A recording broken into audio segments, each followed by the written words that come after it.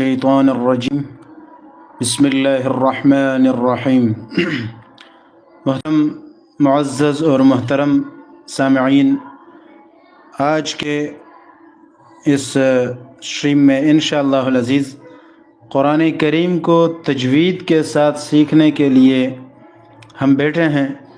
تو قرآن کریم کو تجوید کے ساتھ کس طرح پڑھا جاتا ہے اور اس کے مخارج کیا ہیں اور اس کی صفات کیا ہیں، ان چیزوں کے حوالے سے آج انشاءاللہ ہم بات کریں گے۔ اور آپ جانتے ہیں کہ تجوید صرف دو چیزوں کا نام ہے، ایک کو کہتے ہیں مخارج اور دوسرے کو کہتے ہیں صفات۔ اب مخرج کی جمع ہے، اس کا معنی ہے نکلنے کی جگہ۔ اس کا مطلب یہ ہے کہ ہم کس حرف کو کس طرح سے اس کے صحیح مخرج سے نکالتے ہوئے ادا کریں، اور ہر لفظ کے الگ الگ مخارج ہیں تاکہ اس لفظ کو ہم اسی مخرج سے نکالیں تاکہ وہی حرف ادا ہو اور اس کا معنی تبدیل نہ ہو۔ اور دوسرا ہے صفات۔ میں اس کی ایک مثال بھی آپ کو دے دوں۔ مثال یہ ہے کہ جیسے ایک لفظ ہے قلب، قاف لام اور با۔ تو قلب، اس کو عربی میں قلب کہتے ہیں، جس کا ترجمہ ہے دل۔ اب اسی دل، جس کو عربی میں قلب کہتے ہیں، تو اگر شروع میں ہم قاف کی جگہ پر کاف پڑھتے ہیں، یعنی موٹا قاف ہے، اس کی جگہ پر اگر ہم باریک کاف پڑھتے ہیں تو اس سے معنی میں کتنی بڑی خرابی آتی ہے، کتنا بڑا مسئلہ بنتا ہے۔ آپ خود سوچ سکتے ہیں کہ مثال کے طور پر ایک لفظ ہے قلب، اس کا معنی ہے دل۔ اگر ہم اس کو قاف کی جگہ کاف پڑھ کے پڑھتے ہیں قلب، تو قلب کا معنی ہوتا ہے کتا۔ تو کتنا بڑا فرق آ گیا۔ یہ فرق کیوں آتا ہے؟ یہ فرق بنیادی طور پر مخرج کے غلط طریقے سے ادا کرنے سے یہ فرق پیدا ہوتا ہے۔ کیوں؟ قاف کا مخرج یہ تھوڑا سا، یہ جو آپ زبان کا جو آخری کنارہ ہے، جہاں زبان تالو کی طرف جو ختم ہوتی ہے، اس حصے کو زبان کے اوپر کے تالو کے ساتھ جہاں ایک گوشت کا ٹکڑا لٹک رہا ہے، جس کو ہم کوا اردو میں کہتے ہیں، وہ جو گوشت کا ٹکڑا ہے اس کے ساتھ اوپر والے حصے میں جب زبان کا یہ حصہ ٹچ ہوتا ہے تو اس سے قاف ادا ہوتا ہے، قاف، موٹا قاف۔ اور اسی سے تھوڑا سا باریکی کے ساتھ نیچے کی طرف جائیں تو اس سے حرف ادا ہوتا ہے کاف۔ تو آپ دیکھیں قاف اور کاف، ان دونوں میں کتنا بڑا فرق آیا ہے۔ اس لیے جب ہم کہتے ہیں کہ آپ مخرج کو صحیح طریقے سے ادا کریں، آپ قلب پڑھیں، قاف پڑھیں، تو قلب کا معنی ہوگا دل۔ اور اگر آپ ہماری طرح کاف پڑھیں گے، قلب پڑھیں گے، تو قلب کا معنی ہوگا کتا۔ تو کتنی بڑی خرابی یہاں پیش آتی ہے۔ ہمارے اردو میں بھی کہتے ہیں نا قاری صاحب، قاری صاحب نے کوئی بھی نہیں کہتے، اور بلکہ سب کہتے ہیں قاری صاحب، قاری صاحب۔ تو قاری صاحب نہیں ہے، قاری صاحب ہے۔ کیوں؟ قاری قاف کے ساتھ ہو تو اس کا معنی ہوگا پڑھنے والا، یا دوسرے الفاظ میں اردو کی طرح ہم کہہ دیں گے کہ پڑھانے والا۔ تو جو پڑھنے والا شخص ہوتا ہے اس کو عربی میں قاری کہتے ہیں، اور یہ قاف کے ساتھ پڑھا جاتا ہے۔ اگر ہم اس کو کاف کے ساتھ پڑھتے رہیں گے، قاری قاری، تو اس کا پتہ نہیں کیا معنی بن جائے گا۔ تو مخرج کا خیال رکھنا اتنا ضروری ہے۔ بہرحال ہم سب سے پہلے سورۃ الرعد کی اس پہلی آیت سے شروع کرتے ہیں۔ اعوذ باللہ من الشیطان الرجیم، بسم اللہ الرحمن الرحیم۔ سورۃ الرعد مدنیہ، یہ سورۃ الرعد جو ہے مدنی ہے۔ یہ بھی میں آپ کو مختصراً بتا دوں کہ مکی اور مدنی ہونے کا کیا مطلب ہے۔ تو آسان الفاظ میں یہ سمجھے کہ ویسے تو اس کی بہت ساری تعریفیں علماء نے کی ہے۔ مثلاً بعض نے کہا ہے کہ جو مکے میں نازل ہوئی ہے وہ مکی ہے، اور بعض نے کہا ہے کہ جو مدینے میں نازل ہوئی وہ مدنی ہے۔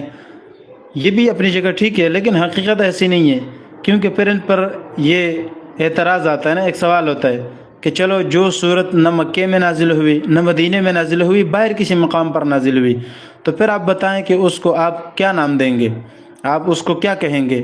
مثلاً کچھ آیات ایسی ہے جو میدان جہاد میں نازل ہوئی ہے، ایسی جگہ میں جو صحابہ شام کی طرف علاقوں میں گئے ہیں۔ اب ایسے علاقے کے جو نہ مکی ہے نہ مدنی ہے، تو ایسی صورتوں میں جو آیات نازل ہوئی ہے، اب ان کو آپ کیا نام دیں گے، مکی کہیں گے یا مدنی؟ اگر مکی کہیں گے تو وہ مکے میں تو نازل نہیں ہوئی ہے، اسی طرح اگر آپ اس کو مدنی کہیں گے تو وہ مدینے میں نازل نہیں ہوئی، آپ اس کو کس بنیاد پر مکی اور مدنی کہتے ہیں؟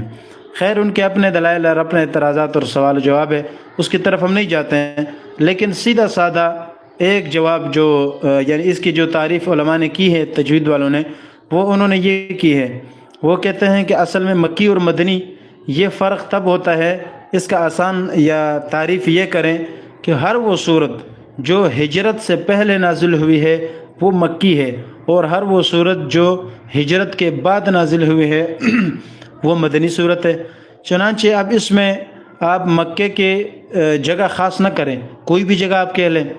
مثال کے طور پر اگر کوئی ایسی جگہ ہے کہ جو مکے اور مدینے میں نہیں ہے تو ہم اس کی آسان تعریف کر سکتے ہیں کہ یہ مکی ہے یا مدنی ہے۔ کیوں؟ بات واضح ہے کہ اگر ہجرت سے پہلے نازل ہوئی ہے تو یہ مکی ہے، اور اگر ہجرت کے بعد نازل ہوئی ہے تو یہ مدنی ہے، لہٰذا یہ آسان تعریف ہے مکی اور مدنی پہچاننے کا۔ خیر سورۃ الرعد یہ ہم پڑھتے ہیں، سورۃ الرعد مدنی ہے۔ رعد کا معنی بھی میں آپ کو بتا دوں، مدنی کا معنی تو سمجھ آ گیا نا، مدنی کا معنی جو ہجرت کے بعد نازل ہوئی ہے وہ صورت ہے۔ اچھا رعد کا معنی کیا ہوتا ہے؟ رعد کا معنی ہوتا ہے بجلی کی کڑک۔ آپ جب دیکھتے ہیں نا کہ جب بارش ہوتی ہے اس سے پہلے جب بادل گرجتے ہیں تو اس کے ساتھ جو یہ چمک گرج ہوتی ہے اس کو کہتے ہیں، یا پھر بعض علماء کہتے ہیں کہ وہ جو آوازیں آتی ہیں نا، آوازیں گرج چمک کی جو آوازیں خوفناک آوازیں ہوتی ہیں ان آوازوں کو رعد کہتے ہیں۔ اس صورت کو سورہ رعد کیوں کہتے ہیں؟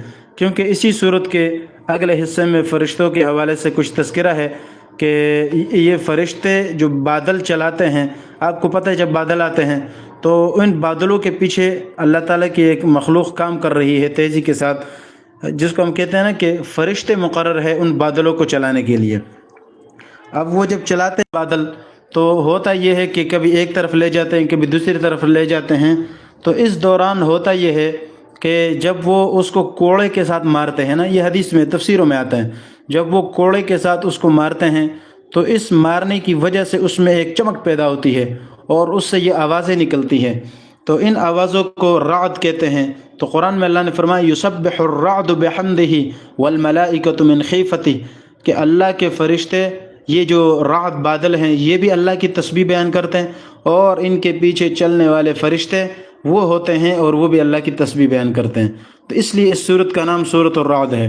اب آپ دیکھیں سورۃ الرعد، رعد کا معنی سمجھ گئے، یہ مدنی ہے یعنی ہجرت کے بعد نازل ہوئی، وہی ثلاثن اور یہ واربعون آیتن، صحیح ہے مطلب یہ کہ ثلاث و اربعون، اس کا معنی یہ ہے کہ 43 آیات ہے، ٹھیک ہے۔ ثلاث عربی میں 3 کو کہتے ہیں اور اربعون 40 کو بولتے ہیں، تو 40 اور 3 43 ہو گئے، اور آگے کہتے ہیں وست رکوعات، اور اس میں 6 رکوع ہیں۔ کتنے رکوع ہیں؟ 6 رکوع۔ آگے آپ خود دیکھ بھی سکتے ہیں، آپ اندازہ کر لیں، آپ کو انشاءاللہ یہی صورتحال ملے گی کہ 43 آیات اور 6 رکوع ہوں گے۔ بسم اللہ الرحمن الرحیم، ہر صورت کے شروع میں بسم اللہ ہوتی ہے۔ اس حوالے سے بھی میں آپ کو ایک ضروری بات عرض کر دوں، یہ جو بسم اللہ ہے، بسم اللہ الرحمن الرحیم، ہر صورت کے شروع میں آپ کو ملے گی۔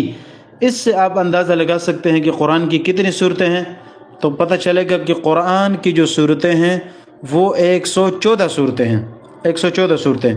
تو ہر صورت کے شروع میں آپ کو بسم اللہ ملے گی، سوائے کس کے؟ یہ آپ کمنٹ میں بتائیں کہ کون سی صورت ہے جس کے شروع میں بسم اللہ نہیں ہے۔ اچھا یہ جو 114 صورتیں ہیں، ان بسم اللہ سے پتہ چلتا ہے کہ صورتوں کی تعداد اتنی ہے۔ اب سوال یہ کہ یہ جو بسم اللہ ہے اس کا کیا کام ہے، اس حوالے سے کچھ تفصیل میں آپ کے سامنے عرض کر دوں۔ تو یاد رکھیں کہ یہ جو بسم اللہ ہے، اللہ تعالیٰ نے پورے قرآن میں بسم اللہ 2 جگہ نازل کی ہے، 2 مرتبہ اللہ نے یہ بسم اللہ کو نازل کیا، اور 2 مرتبہ بسم اللہ نازل کیا کہاں پر؟ ایک بسم اللہ سورۃ النمل میں آپ کو ملے گا، صحیح ہے، جہاں سلیمان علیہ السلام کی خط کا تذکرہ ہے، وہاں پر اللہ تعالیٰ نے بسم اللہ کا ذکر کیا ہے کہ سلیمان علیہ السلام نے بسم اللہ پڑھی تھی اس وقت، یا یہ کہو کہ اس خط میں لکھ دی تھی بسم اللہ۔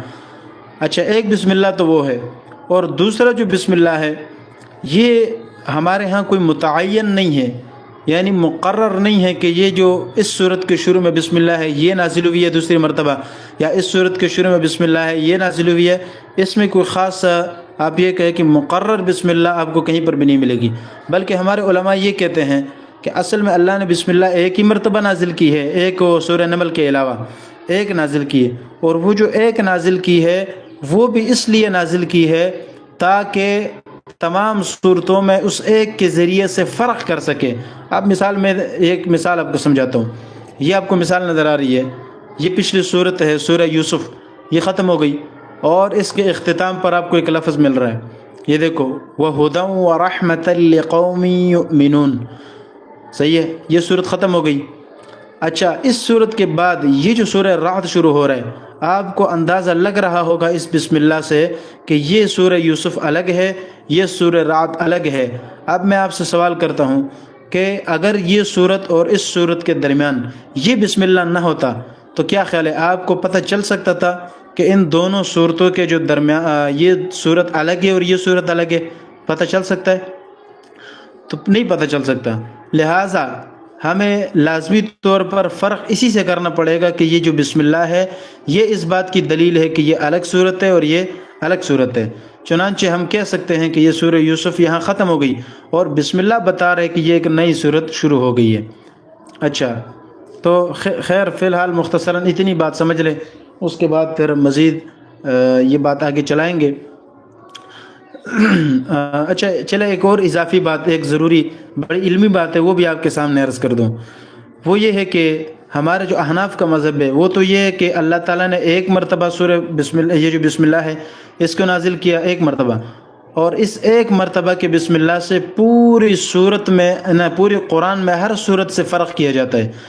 تو آسان الفاظ میں یہ سمجھے کہ بسم اللہ یہ 114 نہیں ہے، کیونکہ ہر صورت کی شروع میں ہے نا، میں نے آپ کو بتایا کہ ایک صورت میں نہیں ہے، آپ بتائیں کون سا ہے۔ اچھا، تو ہر صورت کے شروع میں جب بسم اللہ ہے تو پتہ یہ ظاہراً یہی پتہ چل رہا ہے کہ بسم اللہ بھی کتنی ہے، 113 یا 114 ہے۔ اب حالانکہ 114 بسم اللہ ہمارے صحیح مذہب کے مطابق نہیں ہے، جب نہیں ہے تو کتنے ہیں پھر؟ ہم تو کہتے ایک ہی ہے۔ جب ایک ہے تو اب آپ دیکھیں جیسے انہوں نے شروع میں کہا ہے کہ 43 یہ کتنے آیات 43، تو جو علماء کہتے ہیں، مثلا بعض علماء، امام شافعی رحمہ اللہ بڑے عالم ہیں، وہ کہتے ہیں کہ بسم اللہ یہ مستقل الگ الگ آیتیں ہیں، تو وہ کہتے ہیں کہ اب یہ جو صورت ہے اس میں یہاں جو لکھا ہوا ہے اس کے مطابق 43 آیات ہیں، تو جب یہ 43 آیات ہیں، اب آپ بتائیں ان کے نزدیک یہ بھی مستقل ایک صورت ہے بسم اللہ، تو جب یہ صورت ہے تو 43 نہیں ہوئے، پھر ان کے نزدیک کتنے بن گئے؟ 44 بن گئے۔ 44 آیات ہے، اور احناف کے نزدیک یہ چونکہ مستقل کوئی آیت نہیں ہے لہذا اس کو مستقل اس کا حصہ نہیں بنا سکتے، تو یہ پھر 43 ہی رہیں گے، البتہ یہ فصل کرنے کے لیے ہے۔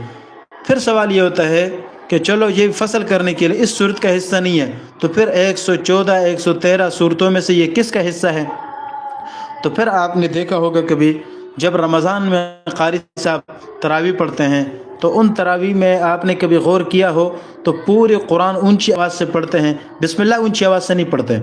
اچھا، بسم اللہ اونچی آواز سے کیوں نہیں پڑھتے ہیں؟ وہ اس لیے نہیں پڑھتے ہیں کہ باقی جتنے بھی آیات ہیں یہ تو باقاعدہ قرآن کا مستقل حصہ ہے، البتہ ایک آیت بسم اللہ یہ آیت کا حصہ ہے یا نہیں ہے صورت کا، تو اس لیے اختلاف ہے۔ اس اختلاف کی بنیاد پر پھر ہم کہتے ہیں کہ پوری صورت میں بسم اللہ اونچی آواز سے نہ پڑھا جائے، البتہ ایک مرتبہ تو قرآن میں اللہ نے یہ آیت نازل کی ہے، لہٰذا پوری قرآن میں ایک مرتبہ اونچی آواز سے جہر سے پڑھنا یہ ضروری ہے۔ لہٰذا آپ نے رمضان میں قاری صاحبان کو دیکھا ہوگا کہ جب قاری صاحبان تراویح پڑھتے ہیں اور قرآن پڑھاتے ہیں تو اس وقت یہ ہوتا ہے کہ پورے قرآن میں ایک مرتبہ بسم اللہ بھی اونچی پڑھتے ہیں، وہ پھر ان کی ترتیب الگ ہوتی ہے، کوئی شروع میں پڑھتا ہے، کوئی درمیان میں پڑھتا ہے سورہ بنی اسرائیل میں 15ویں پارے میں، کوئی پھر قل هو اللہ احد میں پڑھتا ہے، کوئی پھر بالکل آخر صورت میں پڑھتا ہے۔ خیر یہ ان کی ایک الگ ترتیب ہے، لیکن پڑھنا بہرحال ایک مرتبہ ضروری ہے۔ اب یہ صورت، یہ جو بسم اللہ ہے ہر صورت کے شروع میں آتی ہے۔ سورہ برات ابھی میں نے بتایا ایک صورت کے شروع میں بسم اللہ نہیں ہے، وہ کون سی صورت ہے؟ تو وہ سورہ برات ہے، جس کو ہم سورۃ التوبہ بھی کہتے ہیں، سورہ برات بھی کہتے ہیں۔ تقریباً کوئی 12-14 نام علماء نے اس کے ذکر کیے ہیں کہ اس کا یہ نام ہے، اس کا یہ نام ہے۔ خیر یہ تو کنفرم ہے، یہ تو سورہ برات اور سورۃ التوبہ یہ 2 صورتیں ہیں۔ اچھا، اب یہ جو 2 صورتیں ہیں نہ ایک ہی صورت ہے سورۃ التوبہ، اس کی شروع میں بسم اللہ نہیں ہے۔ اب سوال یہ ہے کہ اس کی شروع میں بسم اللہ کیوں نہیں ہے؟ اگر کسی ساتھی کو انشاءاللہ میں آخر میں آپ کو بتاؤں گا۔